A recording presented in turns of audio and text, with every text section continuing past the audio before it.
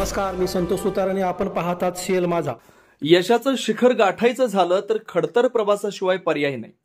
एखादी शिक्षण संस्था उभा करणं, त्यामधून गुणवंत विद्यार्थी तयार होऊन एखाद्या चांगल्या पदावर विराजमान होतात, तेव्हा आपण केलेल्या कार्याची पोचपावती मिळते, असं प्रतिपादन महादेव वांद्रे यांनी केलं. ते Mahadevrao Vandre institute of technology तुर्केवाडीचा माजी विद्यार्थी कुमार कौस्तुभ आरस याच्या राष्ट्रीय औष्णिक विद्युत महामंडळ व भारत सरकारच्या nuclear power corporation of India limited या दोन्ही ठिकाणी सायंटिफिक ऑफिसर म्हणून एकाच वेळी निवड झाली. त्याच्या या यशाबद्दल संस्थेच्या वतीनं सत्कार सोहळा आयोजित कार्यक्रमाप्रसंगी ते बोलत होते. कौस्तुभ आरस यांचा सत्कार उपस्थित सर्व मान्यवरांच्या हस्ते करण्यात आला. काहीतरी करण्याची जिद्द मनात असल्याशिवाय यश संपादन करता येत नाही. त्यासाठी आपल्या कुटुंबाचा तसेच आपण जिथं शिकत असतो त्या शिक्षण संस्थेचा देखील मोठा वाटा यशामध्ये असतो.